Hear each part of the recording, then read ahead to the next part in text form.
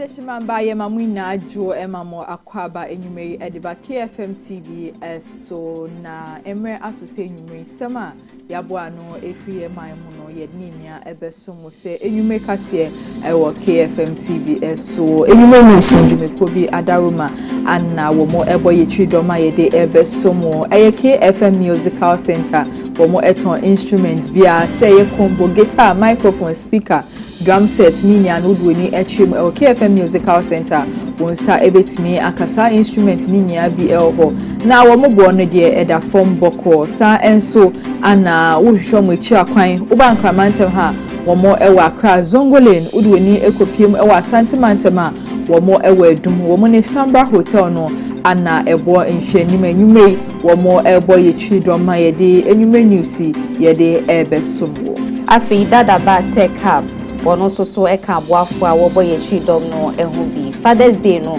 enam kwan so a enche bia no eba mesrew opeso surprise o papa bi odofu bi obi a waya ade bia ma wa aso weni ye pa opeso ofa so de phone e surprise ne de na himfie no a ene dada ba tech hub afi so wo wi obi a uton phone si bi na wo pebi do so pomu bebre pa itu akwakoton a se ne ope no dudu mu bia no kwa dada ba benye bi edi ama na bibia no akonkan na chi akwan na ewo kanishi bia ya takwa station e hyen no ewo mo pipe e hope dada ba take up wadenden agine edwa wo wa wo bo adwuma akọ ho fiti yam ekosi iPhone phone ene kwa ne ya akọ dada ba obenye bia de ama amwa aboafo no bono so eso yasin Talent Microfinance enso sika kwa bia bakwa ebepie mo ewo my Ghana ha ebo nipa dodo na ema wo sika sem etimi gina ne nan so ye papa enu nti sem ye ankwankwan dwumeko sorry na mo pe sika kwa bia mbetimi edi mo sika esie mo hode a enyume Talent Microfinance nkwa ana make for edi ama obetimi enu oma beye adwuma wo mo san ema bosia bia opese odihye adwuma ase no oba talent ayade awonsa ebetimi akabi na oba nkramantem ha wo mo ewo branches bebre na wo head office no ewo circle eye adabraka dance bar ehona ana Talent Microfinance enso wo mo ebutu na mantam edu insia no emu ensia ana Talent Microfinance wo mo abom homodin edu ha nkaye no wo mo egusu a ede hihye pa egu kwam se wo betimi atene wo mo taban mu ekodu ho ede amobibia se ne be ya usikasem enso ebetimi ejina ne nai so brane ede amao enyume njumeko we ana wo mo ebo ye chidoma ye di enyume news ye de ebesomo ewo KFM TV so mekoso kai wo se kasie etwegu ewo abefo intintam fide ne so Facebook any YouTube KFM TV GH no tubetimi akoho na wakohwe bi no wa share na wa like na wo do adwenche no enso ede egu ase ama ye kama enu nti se onam kwan ho se otika mu betimi afafo no obo KFM TV GH na wakohwe bi wo ho na wa share na wa dwenche ne so de egu ase ama ye kama na enyume sem no de ebedi mu akotine ebi ene se eyempenifo a wo mo ewo randa mine mo ede abasobode kese ekọ ama Ghana se omotimi abom homode ma okọ a esi wo ewo mo man mu no wo mahwe aso ano was from no Sam George and so Eddie and Nigerian Sempa na Babetudja San say ye data hodwa ye togu ye phone so use no chese ye babe tutum ni nano na said ye wotwa ye de ma no ye babe pejem kakra o chese be sha say July bosome ne da edi kan wa fie mu ebusiafo ye de adwade nsem enso ebeka ho ede ama Deputy Finance Minister and there wono so ede nsem bi abetudwa enyumere ye bedo sansem ne mo esuko enso ede aka ho ama ewe ni gide nsem no so ye orebi e friend se Michael ye sempakani ni nsem no wode kwa ma ye ma omo oman mu nyina se da ne niema ne nsem bi to omo a eya no mo de hye ahombo ne bi wo hɔ nye nyina no ene ya ahonhom ene namom nsa so a sa adwumedie no anase de bone no etimi eto omo no nso de enti o kansa ansem ni chemu o ha ene nwumei obeti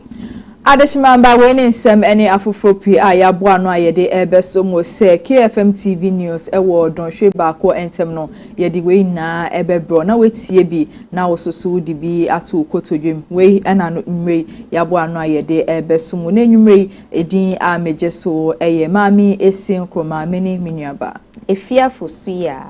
Oduahoma Sresrebidi from Afia mejeso ye twa ye ho abasisia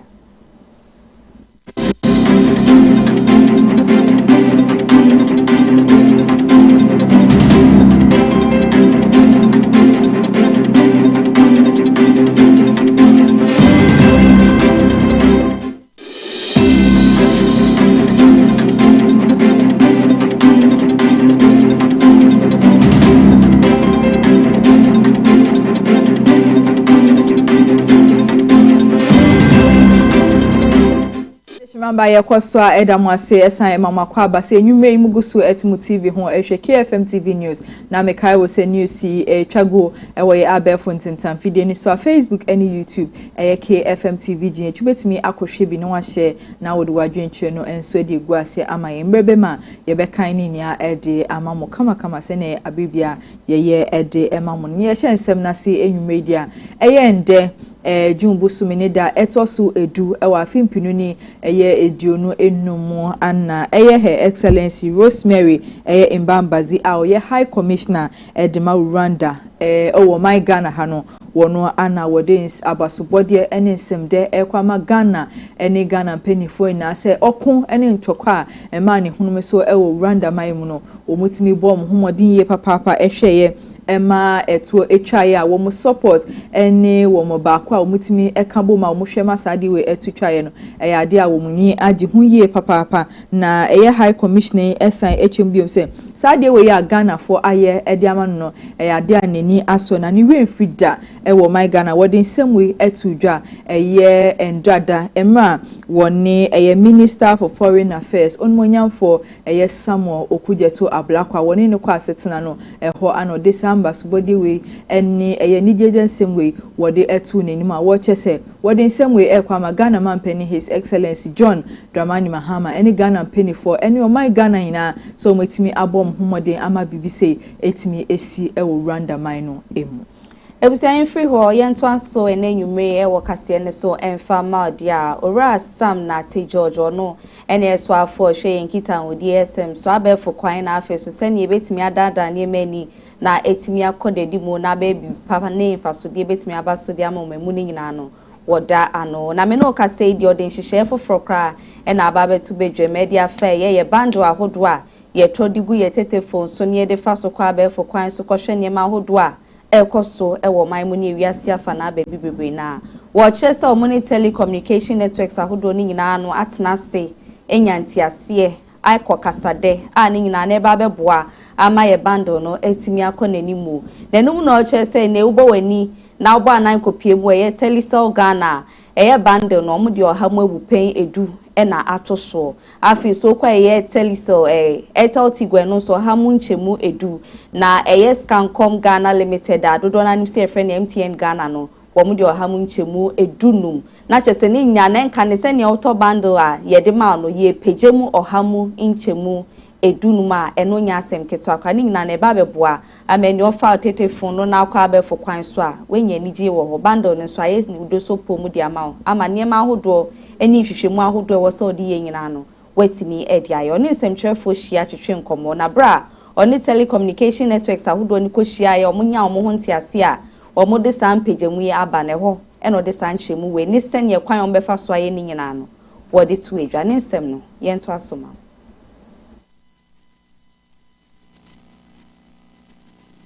For their pledged commitment to collectively invest approximately $150 million in their networks between now and the end of the year to enhance quality of service, either by acquisition of spectrum or introduction or acquisition of new transmitters and equipment. At this juncture, I am pleased to announce that my engagement with the CEOs have resulted in the following specific measures which are to take effect from Tuesday, 1st of July, 2025. Airtel Tigo Ghana, AT Ghana. A 10% increase in all data bundles currently offered by the network. Additionally, the 400 Ghana CD bundle, which currently offers 195 gigabytes of data, will now offer 236 gigabytes of data. Ghana Telecommunications Company Limited, Telecel. Also, a 10% increase in all data bundles currently offered by the network. Their 400 Ghana CD bundle, which currently offers 90 gigabytes, will offer 250 gigabytes from 1st of July. Scancom Ghana Limited, MTN. A 15% increase in all data bundles currently offered by the network. And I'm pleased to announce the restoration of the 399 Ghana cedi bundle, which currently has been changed to the 350 cedi bundle that offers 92.88 gig, will henceforth be reinstated to 214 gig for 399 Ghana cedis.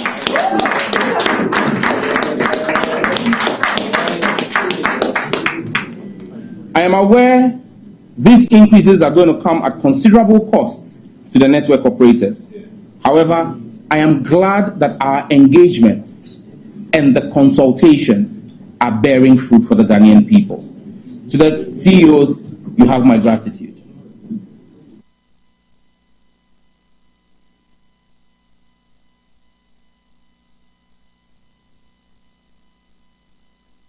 Adeshman Nunti in some way and someone na te George Wadi to Jemra when in some cho for a shy a chicken common emra what in some a berry no and sign edit to your watch him so only the Nejma and yes or share ama data prices no across and say across to there be what you say send a bay a pay your any no credit able to me across so a war your telecommunication in terminal and Nunti and or yes Saturday winner a dear boy my gun and it teach you any baby send a bay a abibiano obibia a betimi ahenhan no ewo my Ghana enunti anesese a wode san hye we egu kwam se na be ye data prices no ebetimi egina ho ede amaye someone at George Nisema wokoso ede tudwa enye. Now let me be clear. In a free market economy does not extend to interfering in the pricing by private sector investors. Just like the Minister for Trade does not have the power to direct GUTA members to drop their prices unilaterally, the Communications Minister cannot unilaterally direct price reductions. The immediate retort will be, and I'm expecting it, but you accused your predecessor of being responsible for price increases. Yes, I did.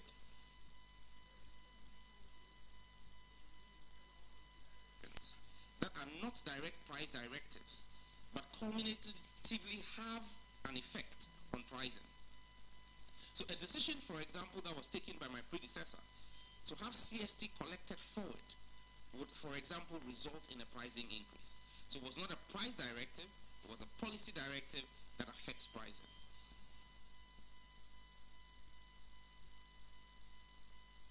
Ebusia yeto ansem ne so ni akonsem foforo mu a ewo kotoni mabosome ne da na eto so eduonu wotwe wa fie mu ene ebede adwase a nesefo mu o man mu no ade so mo de o makande nyina etimi ade egu wo mu kiremu a afimpimienu ne aduonu nan wo mo ne mpanyifo tena ase ye nhyehyeye hwe ni mu se niema bi a enkoye mfa mo ye akande e betimi aboa amo badwuma mo ye no betimi akona ni mu no komo fa mo se be adwuma no betimi akoyi afi su sikasema na atoba hade amom no mo hwe ni se mpanyifo betena ase no mo di ne megu akwema ye nhyehyeye se be ya wo mo betimi ho ahenha no mo ho ato mo san se wo bia obeshore anopa tututu akotena bia ya oye adwuma no esika ntine kobase sikasem ne nkoye na afi mponso wa ye adwuma wie na ohun sika no a eya na eya emu erempa yi ntenam so emma omodi omakade nyina no etimi digu ho ene ukopemu hasu piti ahodo bebre na enya de so obekọ na nesefo wo ho a wo ba beboa wo megya yarehwe no amo metimi akomanimo atoa so aye kọ na otwemienu omuguso a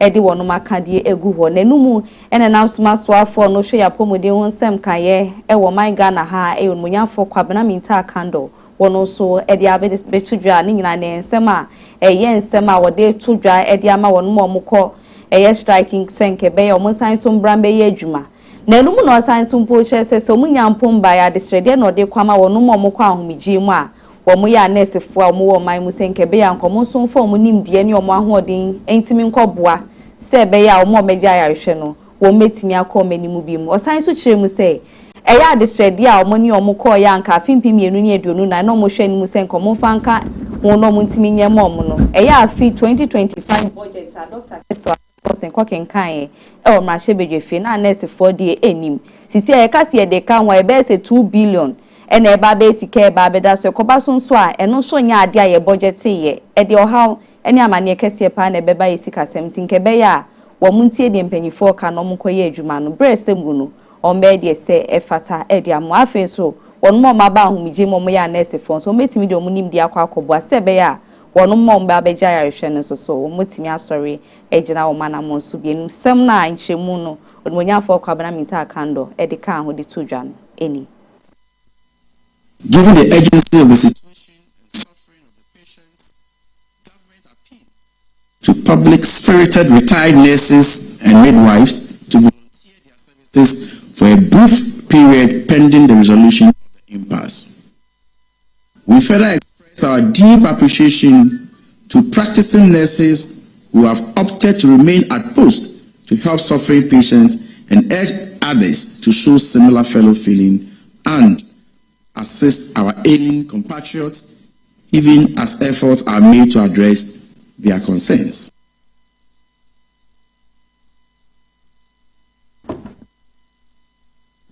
Ebusiafo enu nsɛm we ana health minister Kwabena Mintaka no edetu dwamra woni nsɛm twofo hyae etwetwe nkomo yeguso a ewo apomodin ensemi eso ne no enam so emowura ye friend say ya asani eye tano enso ede ade sede ena eto eye nurses ene midwife for ye nima wo mode strike ahyehyɛ se wo chese wo strom wo mo hwɛ ma edwuma enkoso ye papa isan se nipa nkwa ehia sen sa wo mo strike e wo kono e wo se aban wo chese aban ede hihye pa egu kwam se wo makoma so ade we wo behwe na waye ninia ede amom wo mo hwe aban kita hode a woni wo mu dia woni de wo gidie se bibipa ebetimi efri mu ede aban nti na wo strom se nke ni mu ya wo mo nsan enhye adwuma sibiom emfa ma wo my Ghana se ne be ya nipa dodo na wo betimi age won kwa na strike wajumbu sumeni da etoso enan e wa afimpiri ni eduonu enum na anesisi wo mo de hihye so e wo my Ghana ha nde e ha nipa dodo na enkwa dodo na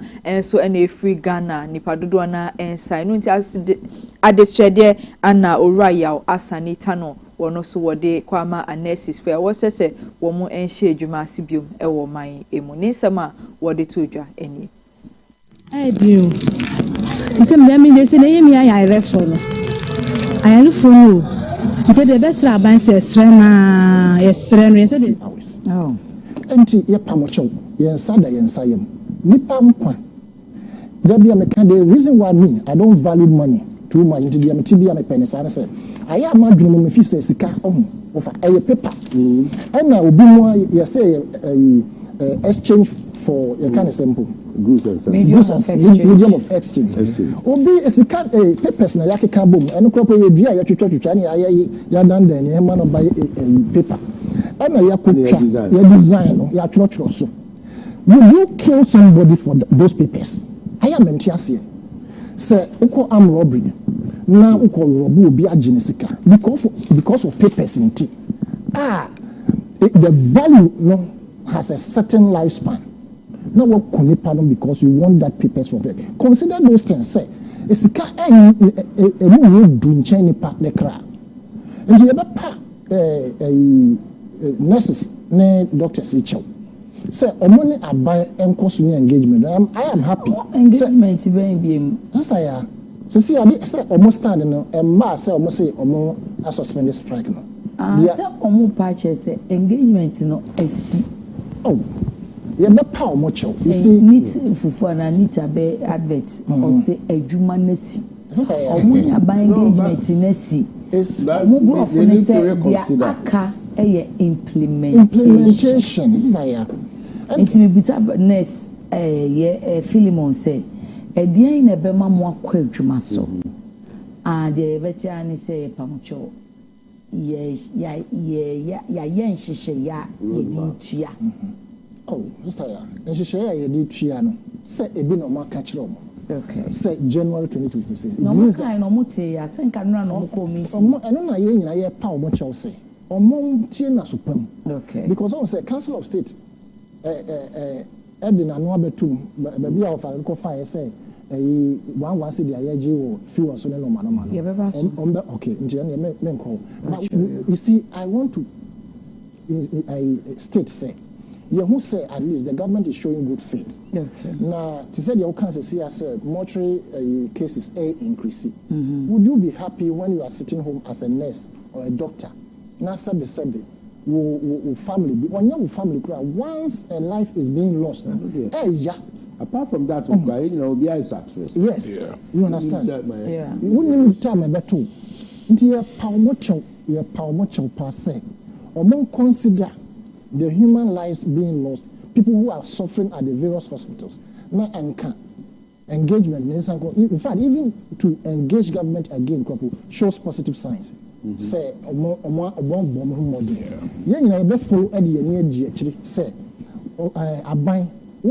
say, I go so ejina pomodin ensemo na yenda eni nkopie mu e wo kaso enu won finfin mantemu me na wo ka say die eye hospital ahodo e wo ho ne won mom kojara rehwe no enya de say we eni kan ekoyie kra titiru ene wono ma wo mo enyenye mapemfo no ene ombeduru ho a ene wo twen se ne bra so koda wa ye push ne ho nkro ne be nyina ne nurse ni a wono ye midwife obehwe yi akwala ne kra ne ebi ni ho ayare ho sempa wo aya tete na enu mu na tememfo no mo ka so echebu se nke be ya mpanyifo nhwe na wonom enye bibi fa sisi a na e ka omo ye se woni sika betimi akọ private hospital ibidia na ne ese bi ukofie na de be ye ono etimi ayewo sanse private hospitals ahodo no so ya na sika ne mu peja kakra esin aban de ni timpanyifo nhwe na wonom nye bibi fa sisi ade aya tete ye pa e de amomo nchemu atememfo ni bi so de maye no eni de bra e dio isem dem dey say na yemi ayare for no ayare for no nte de best aban se sre na yesre no yese de nsem o mo na nationality from side mo samra maye ebi se abawo yi omuni he is next for na pin for no we mu ayare for na ne yese yadwe ho nte de ade sense best aban se on hwe na mo wen de mo samra back maye yesre aban ya but dem baba wo yi eba obi eni ha obi eni amuso mo kwa strike obi eni ha tie de besra ban say on shonense for yede embra maye ni esu ye hontoye of me buy no in fact baba to doctor so ma heavy my buy and so you o ni hia say nurse for me de ebe and so be am ka bebo and so doctor why dey but me nurse be so not see me no nti isra ban say on so to be found say na be nurse for strike na ma community aba yes aban so on so no ye bibi found because the time person na me ba na say ebia doctor na nurse for ni on ma obe ni de e ba ye no doctors for ni or nurses for ni ho apin for bebre go nti yesra ban say on show mo no mo so be hwe ye ni de e koso pa enso eja apin for nso gu ho member say operation e ba be ye no doctor bi enu a obehwe no nurses ni na obi eni fo nti yesra no a yesra ban on peje no mu kakra mai because ade na eya atete nti yesra na on peja no mu mai why asefem mo boso me am was to say doctor na nurse obi eni ho obehwe me de me how come fee the ni say me pe hospital obi ano na mum chop panel de to abandoning. I didn't see anybody. That's why I'm going back to my home like that. Around 7:30. We say it's track time. Yeah, I'm worried because I supposed to be attend today. Catch up on say you say other manners from almost na medi manda. It is a mamoto.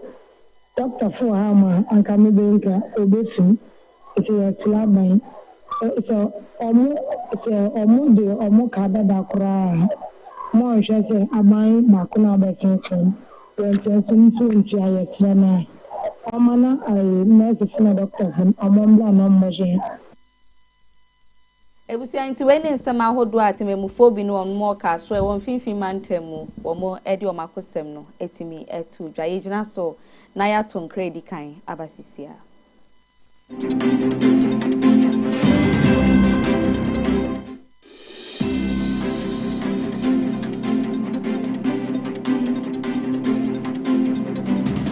Yo, I'm up for and I am Makwaba at the bar, a KFM musical shopper. The Tosumi, no, who free a Kumasima come that Damono, a sunny at the bar at Dumuno, Sabran Udu, a Sambra Junction, Sambra Hotel, Quantana Sope. Now shop no any Sambra Hotel and the Dinja anymore. Would the free Sambra Hotel a wo sunny at the co Nankane and Hagan Hono, Annie, a hawk and a KFM musical shop. Ye Tosumi, no, yet be no fofro. Now the air can say, if you papa a timiche, the Odea sorry, the Ode grow agro ahudo. Tuma de be a woody over here a young figure musical instrument piano, a KFM into a say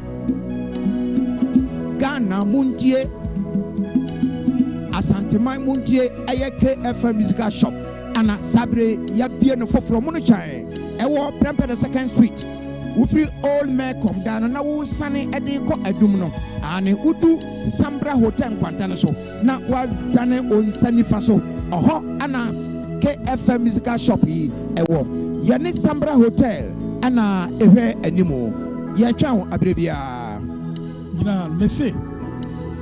se meye proud ana se meye dwa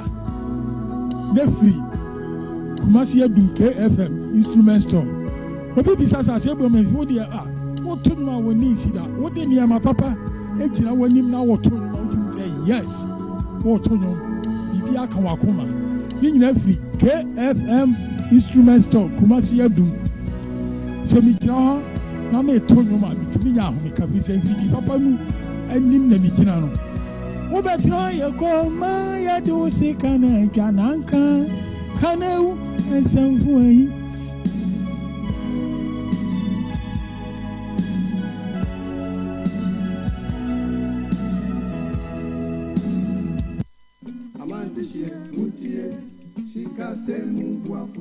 Medo benami Ghana duko do ajakple ho duko kata.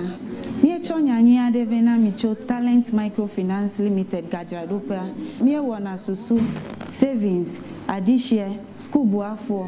cashback, ple bubua okata. Nenyebe egajom de miagbo la letie tomegbeko aten aho gadodo kenenyebe egajom vivi la nenyebe ogahia ola aten ava de ogai kenehia fa tanenyebe mi foncho mi afa jom yo kenyemi afa gadodo nyawa business loan elemiashi church financing elemiashi salary loan elemiashi eye bubu li kenye personal loan nenyebe mi poncho business loan enye gadodo ikemie nana asichalao nenyebe washigba keke alum eleswe we have talent mi pepegede nwo nenye washigba leswe ne woge wokekegedeji to talent pomonu omu nenyebe mi poncho mi afa salary loan enye gadomo mi kemi vuna mi afa jirudu dola nkega nyo heya va talent wo pay slip pay bank statement ye kwenye wi hia o na kokoko salary loan le rate ni to keke akeji church financier personal loan va nenye habobo masoli hama eji bufofo sankuo jitao olila ashibobwe keke ake mie flegeno na no hem v choji nto jinwade bare koreka mo popo kai ganyu heya talent kuna kpohe ya ole chagbagba na do tare talent bena wo gado monwa anobo buenami akpenami etibe ya nyafi ke talent la Talent Microfinance Jengo Amegan Shpe Ape Letina Tejibo Hotame miape kapomo enya 050-129-1298 alo 050-128-9119 talent woga kwamanu kwanto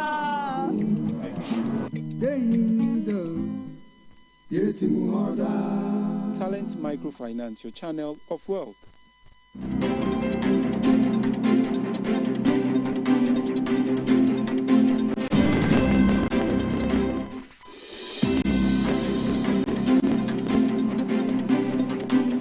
Adeshimamba yeguswa mama kwaba edamu asise nyume muguso etimu TV ho ehwe KFM TV news na mikai wo se news etwago ewe ya abefonten tamfide ni so Facebook any YouTube KFM TV GH betimi akoho na wahwe bi ni wahye na wadwentwe no so udi egu ase ama kama mbrebe ma yebekan ni nya ede amamo yedemo konsem mu enwumre dia enche bia ana Ghana mampani His Excellency John Dramani Mahama edibetu dwa ene Ghana foi na ma woche se ne be ya Ghana ebetimi akonenim na Ghana puntuo eda na koma so nti wodi July bosomene da etoso ba kono wetu ediesi wa woche se prayer and Thanksgiving day eno saada no ye de beye mpai bokese pa ewo my Ghana ha obi bia edi ne ho ebeji mu bi eno enam so ma de we ade a Ghana obi bia asan ase a ebe hya ase aye adwuma ewo man mu eno enam so ema eyende Assemblies of God Ghana wo mode abetudwa wo so twe mu se saade we amampani John Dramani Mahama edi abetudwa wo mode o maso mu twetwe wo mo aso mu ye papa wo mode o mo support na ebeta ye che se ne be ya ebetimi aboa no my Ghana kanko no etimi etumpon ye papa di amaye na Reverend Dr. Stephen Wegam wo ye General Superintendent at the Assemblies of God Ghana wono ana ogina sorry ni na anemu a odin semu etu dwa wo chese wo mu de ade a wo mosom Assemblies of God sorry a wo my Ghana ha no wo mu de wo support na eta ye chese ne be a betimi aboa ama my Ghana etimi akonanim semwe ana Dr. Stephen wo de etu edwa except the Lord be with him. And like Honorable Afia Nkrumah rightly said, you don't need a prophet or a third eye to be told that this country is loved and blessed by God. And if you look at intermittently or even before elections, the way the religious bodies rally behind to pray, I've always said that that has accounted for close to 90% of the stability of our country, our growing democracy, and what have you. And I was elated when His Excellency announced, proud to the election, and then he made do his promise that there will be a day of prayer. It's been long overdue, but better late than never. And I think it will also enhance and promote religious unity the more. I mean, looking at this beautiful committee, I'm sure that as the years go by, we can see greater unity. And I want to commend him also for appointing my good friend, Honorable Afia Nkrumah, to chair this committee. I mean, when we heard it, we were excited because there's a man who has served this country so well. And in terms of the spiritual life of this country, he has played a very critical role. Very. Some of us are privy to, he loved this country to a fault. And he would do anything and push anything as far as the spiritual part is concerned. Well, Assemblies of God Ghana, we are into it. We will support in any form. We will direct all our churches in the country. You know, we are in every place.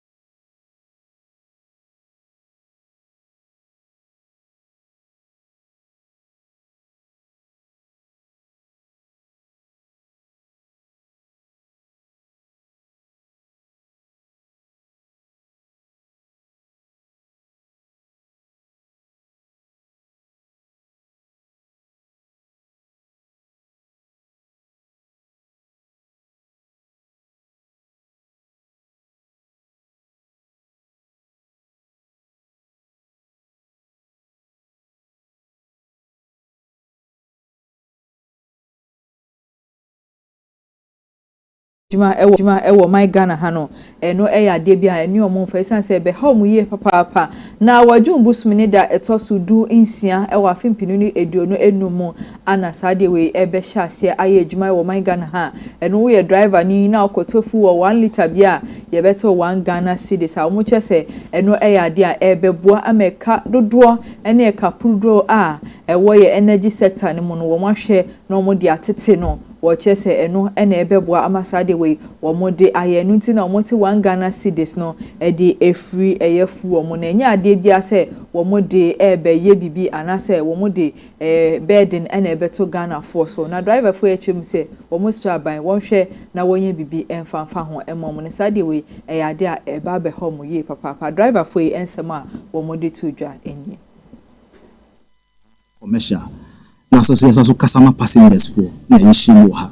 mu yana mayeti ase nokre se aban de energy sector levy say no bebe na to ndin dumso levy de aba but the be hia say be nyante ase kakra yenim se aban Ghana aban whether past government and as a current government ni control over the world market prices no se na om de ba no. Now, over the 8 years period, prices of crude fango akosoro from $47 per barrel, akwakusi $80 per barrel. Now, Ghana for enya otwem home endure ema first year increase ni nyina no omutuaye. Na se ene 2025 edeko. Se nyame adom na world market no crude na ba from $80.7 dollars per barrel abedu $60 per barrel la na hu be hia se nka Ghana fo omunya otwen omu endure ye no nka enjoyment ya be die nka so mutimi enjoy ni nyina but enye saa na aban ekache isese finance minister ejina parliament and that's all day certificate of emergency ediko parliament eko jina so se omu approve no ekache Ghana fo se one cedi ne de yepe but yesre differ from it. Because once the okana 1 liter so no so auto gallon 4 cedi close to 5 cedis so auto 1,000 80 to 90 Ghana cedis when sika omu ye free Ghana for the bottom ye feel say ye twa omadwin so na decision o take no o reconsider ebeboa ye me passenger asanso me ton ade me so aban na ka che say ye ne a ye kra ade ne ton ade no so yan so ye ntete ye de so na mo obia ehonto no in the same area drivers no threaten say omo pay for no green light ada some can say strike and I say omo increase and omo maintain old fare no means I have no option say mention the metes no mention me the ebeba the same back to the same price and ameton no in the CC America sama yenwanu dwadi for omo moton toast omo moton bayre wache for emo for dokono for say obi biara nso and sorry if you say sa dum so levy we ade a eba be kunye ene yema ya drivers be bro ho a o kan 1 liter kra yen yenima ne kro o mo ka kire se akoto abaako na wo kotua we 1 cedi no nti ko akoto 1 gallon 4 cedis 50 pesos na betia nti wa ha na ye mu pay drivers yie anasese nti ya de yenso ya de anu tumbi ene se aba no ontwensai ebusense ya ahyenkafo yakosem ena omo edi tudwa ewo ho no ye free ho ne ato ansem ne so etimi edi amaudi a ora sami jemfie ye Precious Marketing Company jumeko no no ena ye penyi kwantrefo awoda no afi so ye gold board no wono ena etimi eda no nti niema ahodo efa no ye fom agudi etuo se ne ye beda da ni akwakopie mu bi man so sikasem ne bibia no openyi na hweso na hwema bibia no etimi konkan na edimu me no kasen sema ahodo bi ena odi aba betudwa edi afatiti wono ma omodi dwa ewe ye fom agudi etuo sika kokko no ebi wo kire se omomo eye busumi ya ye kosi eye eduonu baako ni nyina no na kyese wono ma omukita ntumi krata momo ho kwan se wumtimi ye adwuma no ye ma sa kwan na kwa akosi epa ho pa ubia on krata semenya odi tu efom agudie no anase mpo odi di sika kokko ho dwadi no ebra ne betimi ni wedi nti mpanyifo nhwe na obia ono eye efom agudie tu adwuma no wonya ne krata ni ye se be ya mpanyifo so opa achi a asem anyew nti nsem we and on Moyan for Samija and Fidia Babetudra, and Hunchemun, what they toss so Ediamai. Build the Ghana we all want. This Go Board initiative is very important to the forward march of our country. Already we are beginning to see the impact of the Gold Board on the economy and the livelihoods of our people. It's been very, very instrumental in bringing about the sustained appreciation of the cedi we are currently seeing and the stability in prices and in some cases even reduction in prices. And so we've all seen inflation slowing down because of the increased forex liquidity that has seen to the appreciation of the Ghana cedi in a very sustained manner over the last 2-3 months. And with your help, we should be able to sustain this for the betterment of our people. We are not going to renege on that, and anybody who becomes a stumbling block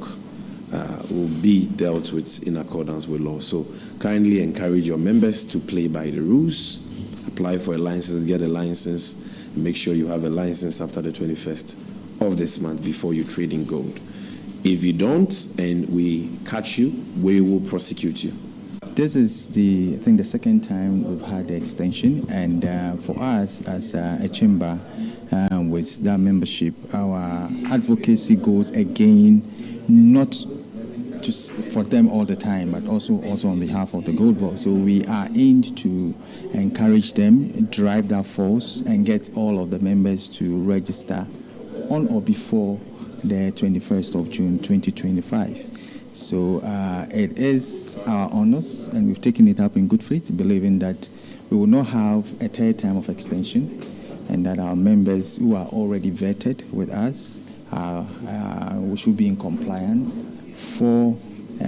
this final phase. Adeshimamba ye demo consent from enyumre edia Dr. Kweku Asiedu Nketia Jr. was a Deputy Chief Executive Officer at the Minerals Income Investment Fund. Was a National Democratic Congress, a National Chairman, a Neba. No anode abetudwa omo echum se ade nipa ko bi de sobo bonus ekopiem ewo chado nungwa ene ne mpotema eye nsase hum sembi wo mu chem se ya se edu nketi ene ne bei ana omo fa kweti kwan so de wo musa asosa nsase mu asese ade emeka se ukopiem ewo sansase na omo de eye military personnel ana ekugu a wo mo ebo sansase ne ho ban ne no ana omo chem se ade sa sobo no wo mo de bo eye Dr. Kweku Asiedu Nketia Junior in somewhere omodi tudwa enye. If you look at this depth, the depth of it, that's how this land was. It was a swamp that people were even about to use as a refuse dump. When we came to acquire this land, neighbors were saying we are wasting our money. That it was that this place is a dump, it's a swamp. And when we were working on it, the same trust people used to come here and say, hey, Khalifa, Ubambodi. They being helped to direct tipper trucks that bring materials to fill here. Don't go here. If you go here to follow tipper driver, look here. Go. And when we did almost getting to 3,000 trips. 3,000 trips on this land. And we started the first footing over there. So when we started the first footing, then it rained, then the footing sank. Then the engineers suggest that we should leave the land here for some seasons, for the rain to water to do that, to go down. Then before we come back. And that time we were doing the first footing, nobody came here to say his land or what. Well, nobody. We were just doing our work. One of our brother came to set a block factory, Eric. You understand it? And we're using the blocks to do the fitting. Nobody came here to say, oh, the land belongs to him. So when we leave the land down, for some years now, the engineers say, okay, now you can go back and continue. The land is settled now. We came to start foundations. Then there was one guy called Seth from Trust. He came and consulted Ralph, that's Right Conglomerate, the CEO, that, he should pay re-entry fee. Then Ralph said, have you ever heard of any re-entry fee anywhere, in any land in this country? And it was just like a joke. So Ralph didn't mind him. So he went back. Within some 2 days, or within some 2 weeks, someone came with some document that the land belongs to him. And we say from acquire from where we say trust. And you see, we just got to know that it's the game. We're there, we tracked the man, went to Accra region, they came for us, we went there, before we realized to police property fraud. After property fraud, we didn't hear anything. They called them to come, they refused to go. Then before we now realized, the indenture they took there was Asildin Kete Jr. And that was the second one. The same thing, the second one, Asildin Kete Jr. with one Nano Ofori that have the backing from Laboma man. Laboma man claim is a friend to General Moses. Near the Akwe will be MIC, United States of America, Neyeman Pena or Hono, Donald Trump or no, and I walk as and some who do a bit me abuama, a year or more, mamre, near your mamma, near my hodomo, ye bet me a con any moon, and no, and our dear Babes to your chim say nay. Ye wabo Frebia, the Nidiane, so baby accounts can see a part to why, and no need she shall hold no share no campaign for bet me. Edi omakuma tiny chino metimi aye. Ning Nancy a wabo Frebia. Ene diane se oye US this year. Now mudisika no sombo $1,000 setting out to account ma. Sasikano. And now mode boabo frane hon ebra. Ning na no chim se betimi abua ma bofra ya wone fofro krano. Wetimi ejina na namon so afefe. Kosi so bedru ni mpenyi fie so a. Obetimi abobra no sene se na efata na we no. Watchese ubia obetimi a qualifier as adwumedie no ebetimi nya ho faso e dia ma o ya bofra ye USD share afin so se e wo e wa afie mu ekosi afin pimienu ene eduonu e wotwe 2025 ekosi 2028 wo e na sa akwenye wo homa wa obetimi nya ho e che fanchemu ne nsem no ono ankasa ne nuntu e na oditu eja. Here's how the accounts work. For every US citizen born after December 31st, 2024, before January 1st, 2029, the federal government will make a one-time contribution of $1,000 into a tax-deferred account that will track the overall stock market. In other words, it'll be pegged to an index that we'll pick. Right, Michael? We'll pick it. We'll pick a good one. Maybe you should be the index. I'd like to have that. These kids would be very wealthy if that were the case. That would be good. I think we might do that, Michael Dell. These accounts will be private property controlled by the child's guardians, and in many cases, those guardians will be the parents. We think probably the parents will be the guardians.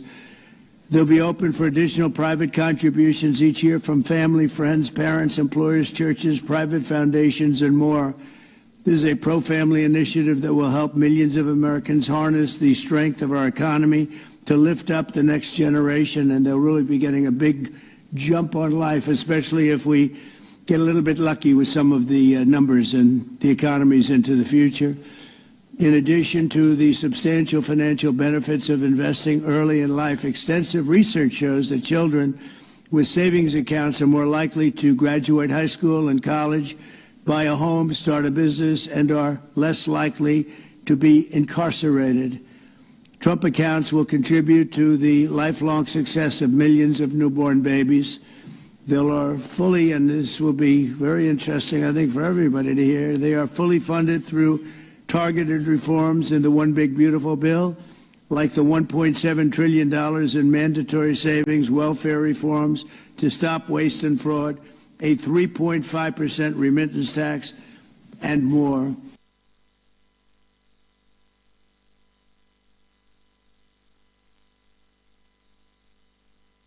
In some way, and Donald Trump or no US man penny, what to me Edia to dry. Ye Janan semi Sonia dying ye bar, ye quadre demo Ediama.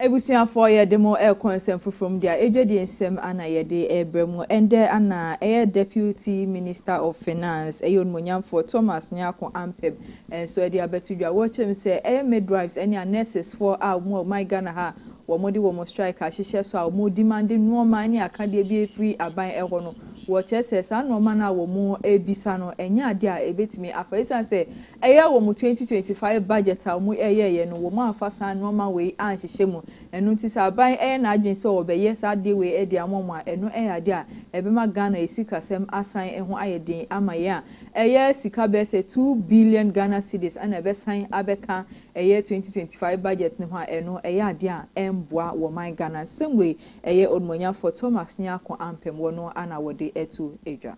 From the Ministry of Finance, we want to show our commitment to help in resolving this important issue, because our nurses are very, very critical to healthcare delivery, and we appreciate what they do. But the reality is that we have over 120,000 nurses, and the implementation of the current condition of service that they are demanding will have serious consequences for the budget. In fact, if we fully implement it, we are going to add in excess of 2 billion cedis to the compensation budget. We have all committed that in our resolve to reset the economy of this country, we must maintain a 1.5% primary. Same way, and a deputy finance minister were to Ghana for any nurses, any midwives, Nina, any Yejna, na yedi, enumerate some, any dreading some no. Yed ninia abane ye elho aseda kese en confirm anwume kwa enwume wo mo boy chidoma yede enwume news yede ebesumu KFM Musical Center Dadaba Tech Hub and Talent Microfinance wo mo ano mo boy chidom ma yede enwume news yede ebro yebesa da wa utifi abribia no udu efide no etu KFM a utimi ehwe yen dada nyina yeda mu ina ase yeda production team ni na so ase sa bibia no wo mutimi eboa ma yede news ebro enwume edin a meje so ene Maame Esi Nkrumah mini minuaba Afia Fosuah Oduahoma Sresrebidi from Afia meje so yadamase amamumo ene hweniti